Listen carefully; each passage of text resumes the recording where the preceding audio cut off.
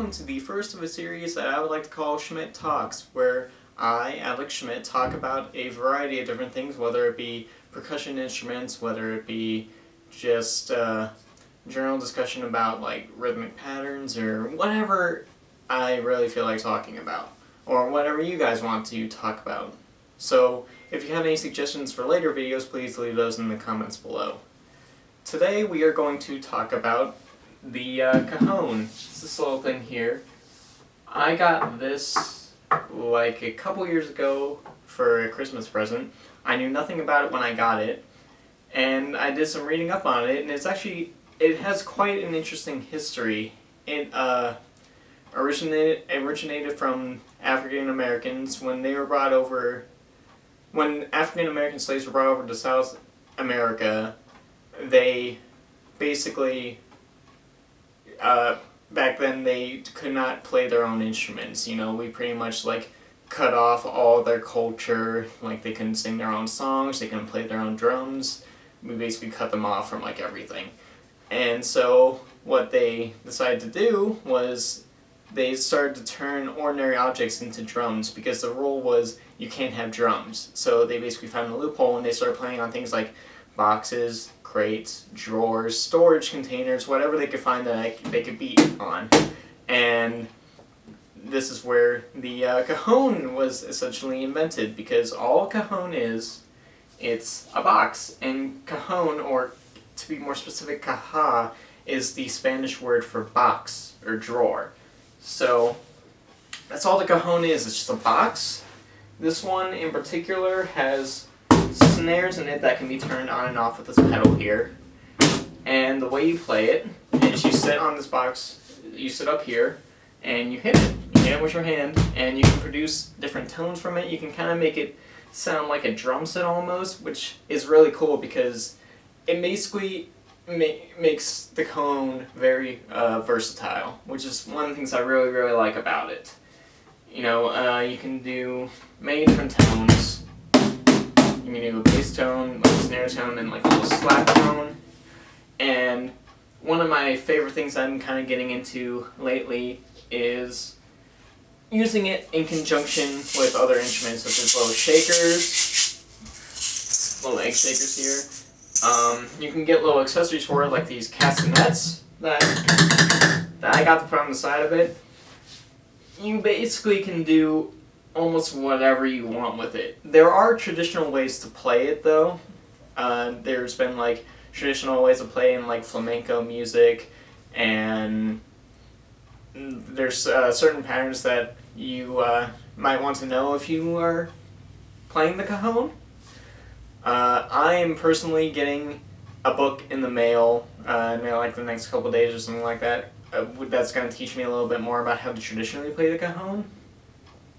But for now, I just like using it as kind of like an unplugged instrument. You know, like if you say like you're a drummer and you have a gig that's like mostly acoustic instruments, and you need a softer instrument, like your drum set's going to be too loud for it, like it's just like acoustic guitar or something like that. The Cajon's perfect for those kind of situations, because you can have like your little accessories and your little shakers, and you can basically do everything a drum set can do, but the volume's a lot less, and it's basically more appropriate for the situation. So that's a little bit about the Cajon. What I'm going to do now is I'm going to kind of show you a couple things I've been working on with the Cajon.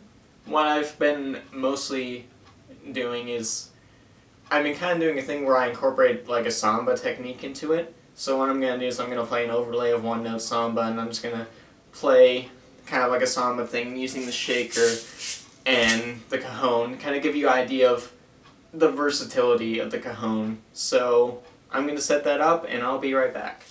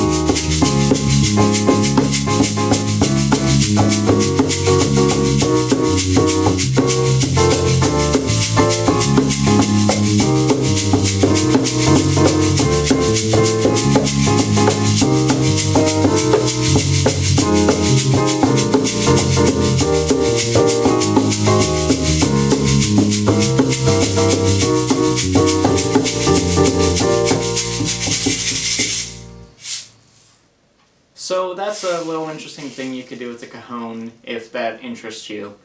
So anyway, ladies and gentlemen, that's my time. Thank you very much for watching. I realize that I may have just kind of run off on a tangent there when I was trying to explain it. I'm not very really used to recording myself and talking to what essentially is, you know, like on YouTube or things like that. That made no sense.